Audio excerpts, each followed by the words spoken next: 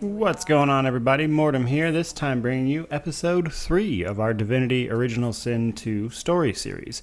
Now, just as a reminder, I am only focusing on the main plot, really. We are covering some side quests as they come up, but they're not the main focus. The origin characters and what they learn in Act 3, I will cover at the end of the video for all 6 of them, despite not playing with all 6 of them. And with that out of the way, let's jump straight into it. So, we have arrived at the Nameless Isle after expanding our source powers in Act 2, as well as learning the location of the Nameless Isle itself. Now, our goal here is to find the Well of Ascension that our appropriate god told us about. The Well of Ascension being a lake of source in the Nameless Isle that we need to devour, basically, to become the next divine. So that's our goal in Act 3. Find and consume the Well of Ascension. Now, when we arrive on the Lady Vengeance, depending on which characters are with us and still alive, they can give us some advice. Now, Gareth, if he is still with you, heads out to the island to see what the paladins and seekers are doing here. The paladins and the magisters, sorry. If Tarquin is still with you and alive, he tells you the phrase of the lone wolves that may help you if you run into any of the Black Ring here. If Almira is still with you, she teaches you a phrase and basically says that if you use this, the Black Ring will think you are her thrall, as she used to be a Black Ring member. And that's pretty much it. So any of these characters that are still alive will kind of help you out and give you some guidance and things that you can do extra if they are still alive and with you. So Act 3 is honestly a bit more freeform than the previous 2 acts. And I mean this simply because there's not really a lot of level restrictions in Act 3. The actual level span of the island is like 15 to 17, so it is very likely that you will be able to do everything here pretty much regardless of the level you are when you encounter it, which is very different from the previous 2 acts where it was possible to go into places that were vastly over-leveled compared to you. And the result of that is that Act 3 is very accessible. So you can do pretty much anything in any order. So I'm going to do my best to make all of that make sense, but you know, if you're actually playing this, you can kind of do any of this just whenever. With that in mind, basically we need to find our way into the Academy, which I believe is supposed to represent the Council of Seven place that was mentioned in the original Divine Divinity. It seems to perform the same function, at least. So I think it might be intended to be the same building, like outright, but that's just conjecture, really. In order to get into the Academy, we need to solve a puzzle that is guarding the door. Upon your first visit, you might not understand what you need to do to solve that puzzle, like it's actually a little vague, and there's nothing at the door that's really going to explain it to you. And even if you do solve the puzzle itself, you actually need a secondary item, which again, you may not know about if it's your first time playing the game. There are a couple ways you can learn how to solve this puzzle if you can't just figure it out yourself. And as we can learn from finding him, we can run into Alexander, who is actually still alive, despite having potentially killed him twice up to this point, which is, you know, annoying, but here we are. We can also run into another entity called the Sallow Man, who is working for the Black Ring. These 2 people are important in this moment because they can teach you how to solve the puzzle that guards the way into the Academy itself. And basically, what both of them want is very simple. They both want you to kill the other one. Alexander wants you to kill the Sallow Man, and the Sallow Man wants you to kill Alexander. Pretty straightforward. And you can totally do either one of these. You don't have to help them if you know how to solve the puzzle. If you don't know how, you can help literally either of them, and they'll then give you the answer of how to get into the Academy. Now, in talking to Alexander and the Sallow Man, we are actually going to learn a couple of things regardless of whether or not we help them. So with Alexander, when you run into him for the first time, if Gareth is still alive, there will be an encounter between Gareth and Alexander that you can resolve or watch play out and not involve yourself with at all. But personally, I recommend saving Gareth because why not? But that said, either way, Alexander will explain that he's been being played for a fool.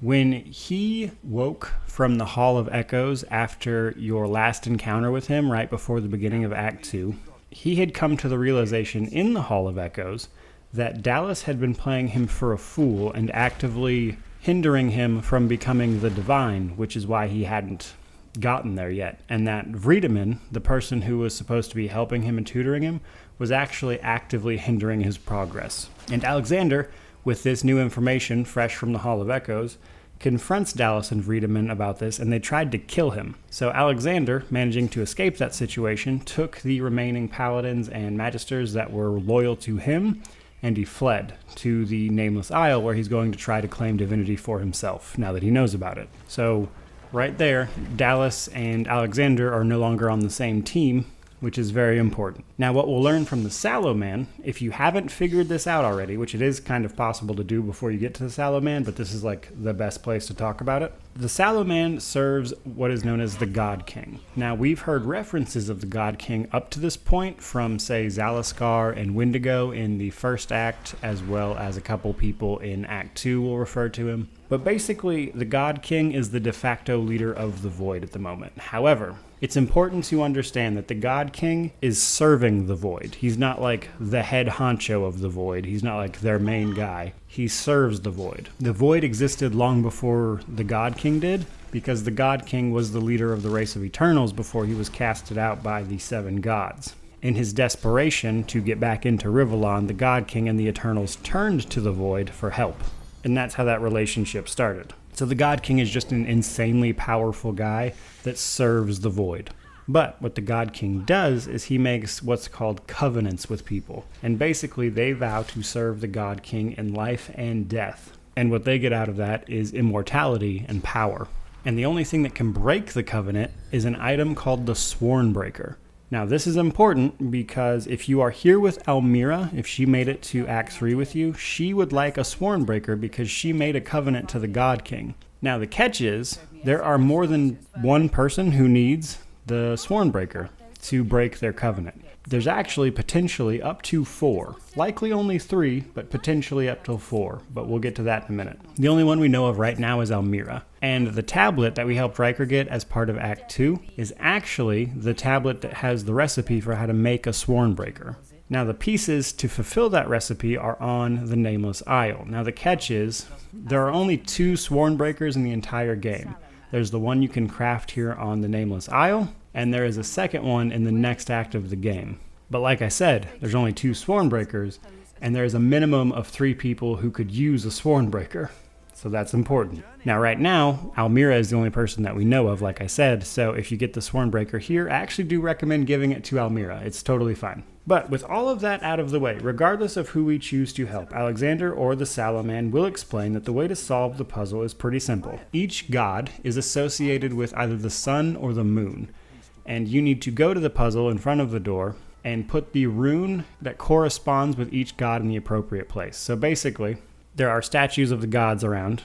They will either have a sun or the moon symbol above them, and you need to match the appropriate symbols above the appropriate god. But they also explain that that in and of itself is not enough. You actually need to then find a power source for the gate switch to power the gate switch, and then while all those runes are in the appropriate place, flip the said switch, and that will open the academy.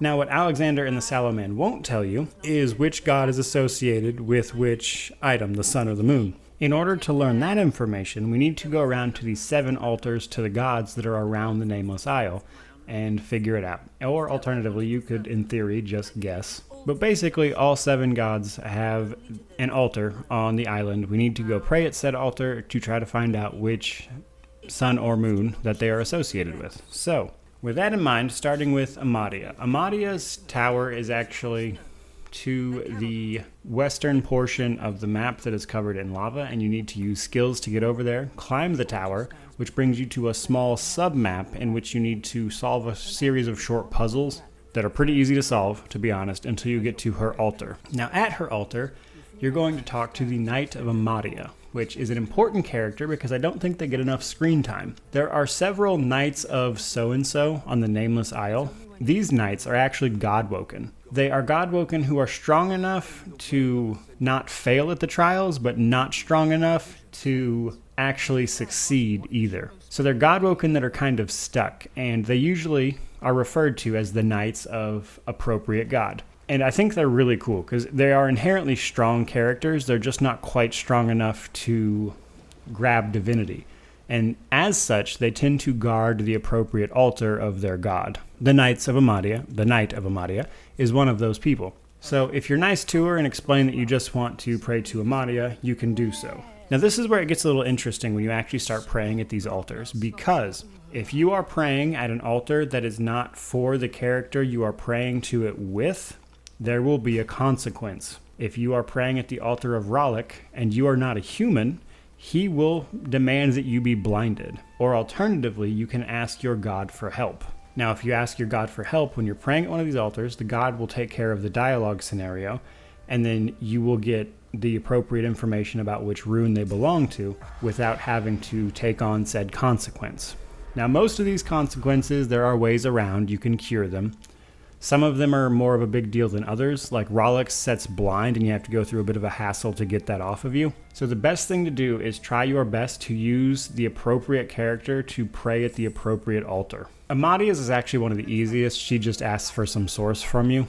Or if you're playing an undead character or something, you can just, pray with them and then they'll take care of it and you will learn that Ahmadiyya is beholden to the sun. Now that brings us to Rolex. Rolex is probably the first altar you'll find because it is in the center of the map and there's a big fight going on around it. You need to resolve this fight either by killing everybody or siding with the Black Ring or the Paladins, and then you'll be able to talk to the altar. Same thing as before, you'll find out that Rolex is beholden to the sun as well, and then you can move on. And that brings us to Zoroastissa. So Zoroastissa is the god of the imps. So if you go to where her altar is supposed to be, you'll find that it's not there.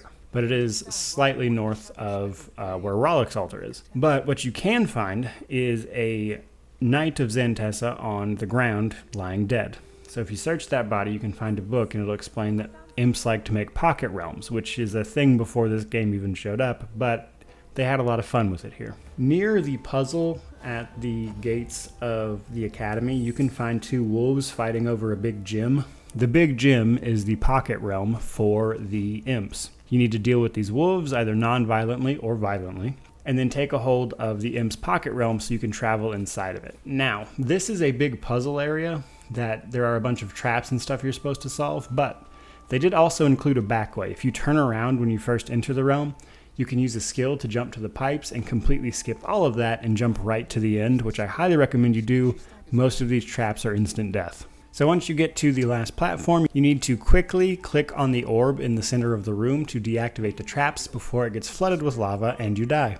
Now once this is done, Zoroastissa will pop up, and she doesn't require anything of you actually. She just flatly tells you that she's associated with the moon because imps are logical, and she knows that if she doesn't help you, the gods might very seriously die, as we learned in Act 2. So she's not playing any games until she decides to play some games. So Zoroastissa will ask you just for fun to denounce your god, which has the consequence of annoying the god that's inhabiting your soul at the moment, which has its own problems, but you don't have to. She'll tell you that she's part of the moon, and you can be like, no, I'm not going to mess with all that, and just be on your way. That brings us to Vrogir. Vrogir is probably the most involved altar to get to because his temple has actually been sunken underneath water. We need to go north slightly from his temple to find a camp of Black Ring members who are actively using portal magic to transfer water from the sea to Vrogir's temple to, of course, flood it, and we need to kill them so that stops. Once that's done, the water will go down, we can enter Vrogir's temple, we can go to the altar and we can pray to it, and we'll find out that Vrogir is associated with the sun. Which brings us to Zoroastissa, the lizard goddess. She's actually, again, one that is pretty easy to find. She's just out in the open world here. We just need to go to the far south part of the map, find her altar, pray to it with a lizard or some of the other options that I've mentioned, and we'll find out that Zoroastissa is beholden to the sun. And that brings us to Duna. Not too far from Zoroastissa's altar is where Duna's is. Now, Duna's, you'll need a skill to get to the entrance because there's a big gap around it. You'll have to jump over there somehow. And Duna's temple is filled with some interesting traps, but more importantly, if you get close to these statues that are all over the place in here, they will hit you for a lot of damage, and they are not in the normal combat sequence. They'll just hit you all the time outside of the normal combat round. So if you're in combat and getting hit by these statues, that character's going to die pretty fast. But basically, inside of Duna's temple, her knight, the Knight of Duna, has been corrupted by the void, and we need to put him down. So we kill him, then we can pray at the altar of Duna, and you'll find out that Duna is associated with the moon. And that leaves Tyrsendilius. So Tyrsendilius is where Alexander has been holed up this whole time. So if you found Alexander, you know where he is. And Tyrsendilius also has the biggest temple on the island, and it's very naturey. It's very easy to find. If you go to Tersendelius' altar, pray with an elf or Sabile or somebody, you'll find out that Tersendelius is associated with the moon. And congratulations, now you have all of the runes that you need to open the door. Now the power source you can find in a variety of places. There are caves over the island that usually have them. If you go to anywhere basically on the island, you can find one of these power sources. There's tons of them. You can find way more than you need. You just need one of them. It's like a phase capacitor, I think is the actual name. So once that's done, you need to go back to the puzzle gateway to the academy. You need to set all the statues of the gods to their appropriate rune. You need to put the phase capacitor on the switch. You need to flip said switch, which will then open the academy. Now this is the moment that I'm going to mention. You can skip literally all of this that I just mentioned. You don't have to do any of this. If you go to Zoroastissa's altar and then go north, there's going to be a cracked ground with lava flows and stuff going through it. If you have the skills necessary to navigate that area, you can actually make your way to the northernmost part of that platform area and find a secret tunnel that leads into the academy without you having to solve or deal with that puzzle literally at all. But regardless of which of those options you choose, once you get inside the academy and it's clear that this is kind of the moment of no return, your party is going to have a bit of a powwow. They're going to be like, hey, one of us needs to become divine. We should probably sort out which one of us that's going to be. If you've been good to your companions and you've talked to them regularly, or you have a very high persuasion check, you can persuade all of them to side with you personally, to basically support your personal claim to divinity. Or you can fail this and they'll leave your group. But that said, it's pretty easy to convince them to help you out, so it really shouldn't be too much of an issue. Once we are inside the academy, before we actually get into the academy proper, we enter a little lobby area if we came in through the main gate. This is where you will run into a void-woken creature. If you have Fane with you, this is an important origin conversation. However, if you have everybody else, the creature calls you a thief and explains that the void-woken were the inhabitants of Rivellon first, that they are actually the eternal race that has been cast out and turned to void-woken because they were forced to, because when the seven gods tossed them out of Rivellon, they didn't have anywhere to go. They were stuck in the void. So the Voidwoken are just trying to get back into Rivellon, and that's why they've been attacking people who use Source, because the more Source disappears, the more cracks there are in the veil, so to speak, and the Voidwoken can keep slipping in. Now this conversation does change a little bit if you have Fane with you, because this guy actually offers Fane the chance to rejoin his people as a covenant to the God King, which you can accept.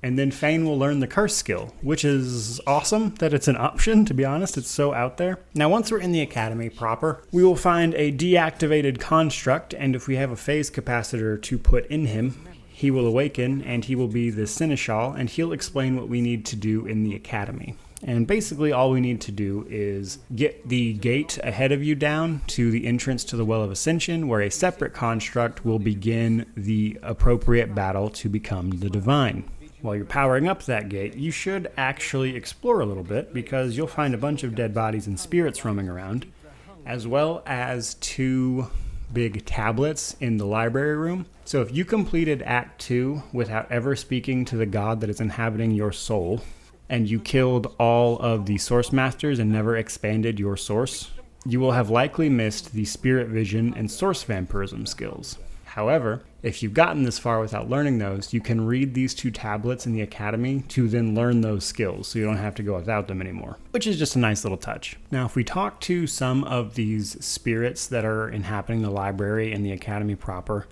we can learn that some of them were killed by none other than Lucian the Divine. So Lucian the Divine, who has been dead for a while, before he died, had apparently been killing Godwoken in the academy to ensure, as it is kind of implied to us at the moment, that his son Alexander takes up the mantle of Divine instead of anyone else. Spoiler alert, that is not the whole truth, but that is kind of how it is presented to us in the moment. But what we can learn is that Lucian the Divine has been doing heinous acts for some unexplained reason as of right now. He definitely killed some of these people in the academy, which is a huge lore reveal, because he's like, this guy's supposed to be like the divine light incarnate, and before he died, he was murdering innocent people. That's something.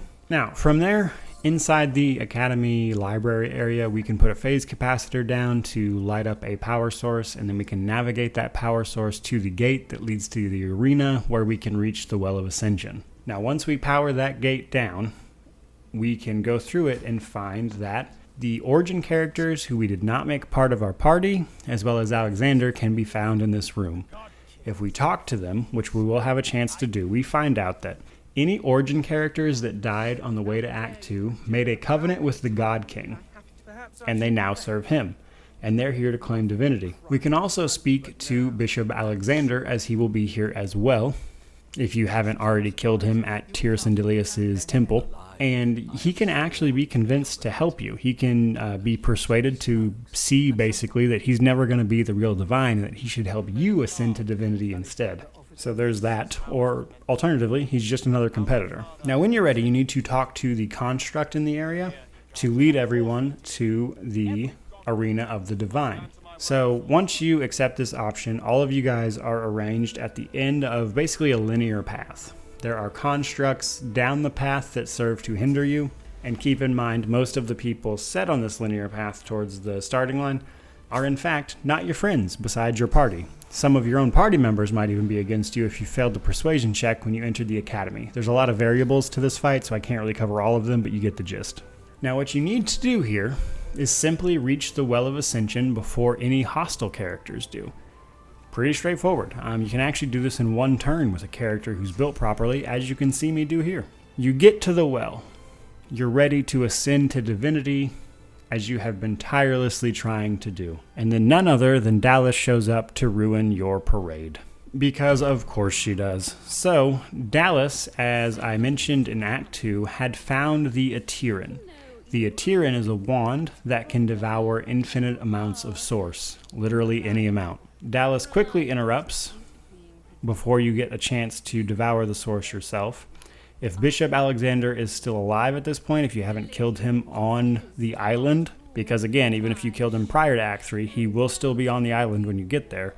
But if you've killed him on the island, he doesn't do this part. But if he is still here, he confronts Dallas, where Dallas finally kills him permanently. This is important because there is no outcome of this game where Alexander lives, which makes sense because Divinity 2 takes place 60 years after this game, and there's no hide nor hair ever mentioned of Alexander. So this is canonically the place where Alexander dies. Now, after that is done, Dallas taunts you a bunch, and her and Vredeman, her sidekick, consume all of the source in the Well of Ascension into the Atiran, and they run away. And everyone else is knocked out. You come to in an academy that is quickly falling apart, and you need to get out. However, before you have a chance to do that, the god inside your soul angrily calls you a failure and demands that you give her or him or it your power back. Obviously, this doesn't really work. You can actually, by the way, just be like, yeah, all right, here you go. It just gives you a game over. It's so funny that they added that, but it doesn't actually do anything. You do have to resist to actually carry on with the game and be like, no, I'm totally not going to do that. All of the gods inside all of your origin characters that are with you will pop out and try to kill you. So you basically failed in their eyes, and they want to basically move on to try to do something else before the situation gets any worse. So here's the thing. Once you kill all of the regular avatars, one of them will basically like supernova into a Source Titan, which is like their last-ditch effort to live, and your team will kill the Source Titan. This is huge because you've effectively killed the last gods of Rivellon. Not all of the gods, mind you, but the last of the 7, shall we say. Keep in mind, like, the gods are literally dying in this fight. This is what happens. The 7 lords that have been there through the lore, they're dead as of this moment. Once that's done, Malady calls to you, and she puts a beacon to the Lady Vengeance down at the end of this arena, and you need to get to it without dying. Once you kill the Source Titan, combat continues, and there's lava that periodically spawns in, so you have to avoid that and get to the beacon where Malady can pull you out. That is where we are going to leave the Act 3 story. Act 4 will be where we pick up where we were just teleported to onto the Lady Vengeance and carry into Arcs, which is where we're going next. As I mentioned at the start of the video, we are going to cover the origin story characters and kind of what they learned in Act 3. So, not a ton, just as a spoiler alert. Act 3 is kind of short, especially compared to all of the other acts. It's fairly linear, almost, in some ways. And it's overall the smallest act of the game by far. So, with that in mind, let's start with Sabile. So, Sabile is probably the only one with a ton going on in the Nameless Isle area as far as her story goes, because Sabile's story actually resolves right here, unless you're playing her. If you're playing her, obviously she'll go on to become, maybe become the Divine. If you just have Sabile in your party, her story ends here as far as actually completing it goes. So, Sabile will run into the Master here, the guy who had her enslaved for so long before she escaped prior to the events of the game. Now, the Master turns out to be none other than the Prince of Shadows, who is on the island. The Prince of Shadows is technically the entire House of Shadows, which is a subsection of the ancient Lizard Empire. Now, if you've talked to Sabile throughout the game and you have a good reputation with her, she will potentially talk to you and give you the song that controls her slave mark.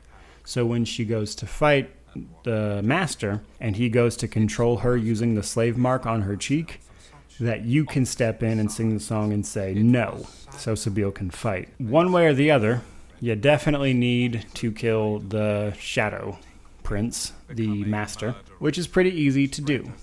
However, you can also talk to him because the Shadow Prince is tied heavily in with the Red Prince's story as well. So, the other half of Sabile's story is that she is the Prime Scion, which we covered at the end of Act 2. As the Prime Scion, she has the potential to be the Mother Tree. Well, fun fact, the Mother Tree that exists right now is actually also on the island. And if we go to Tyr Sindelius' shrine, and if Sahala is still alive, we can go to where the Mother Tree is supposed to be. Sahala will beg us to kill the Mother Tree. She'll be like, please, for the love of God, kill her. Because the Mother Tree is a tyrannical leader who controls the thoughts and afterlives of all the elves, basically. The Shadow Prince, if you talk to him, actually wants to destroy the Mother Tree because prior to the events of 1233, where the elves were wiped out by all the death fog that was used by Lucian's army, the ancestor trees had actually been growing rapidly and actually had a plan for world domination. That part is true. The Shadow Prince is definitely a bad dude who's working for the Black Ring in some cases. Nonetheless, he did get that part right. The Mother Tree was absolutely trying to do that. The Shadow Prince would like you to kill the Mother Tree and gives you one way to do that. It's not the only way, but it can be done through the Shadow Prince, who will give you a Death Fog explosive barrel that you can place at the heart of the Mother Tree, which will cause a fight with the Mother Tree's guardians, and then you can go back to the Shadow Prince, have him detonate it, and kill the Mother Tree that way. However, you don't need to do that. It's one way to do it, but if you have Sabile with you, and you've already killed the Shadow Prince, you can then go and fight the protectors of the Mother Tree, have a conversation with Sabile about whether or not she wants to become the Mother Tree, by the way, before you kill the Guardians, that is, when you first step in to see the Mother Tree. They'll be like, hey, the Mother Tree's dying. All that death fog that wiped out our people had a huge adverse effect on the Mother Tree. She's dying. And as the Prime Scion, it's Sabile's responsibility to step in and become the new Mother Tree. Problem with this is Sabile, as a person, probably doesn't want to do that. As a character, you can choose what you want Sabile to do. You can kind of nudge her in one direction or the other to either make her the Mother Tree or kill the Mother Tree. If we didn't use the Shadow Prince's option to kill him, and we go there with Sabile, kill the guards, we can then choose to interact with the Mother Tree and let Sabile kill it. So the best outcome for Sabile's story, since it does end right here technically, I would say, is freeing her of all these people who kept trying to enslave her. Now this is a personal opinion, you can resolve this story however you want. Sabile has been literally a slave to the Master, she has been figuratively a slave to the Mother Tree and her people, and I think the only appropriate thing to do really is set this poor woman free.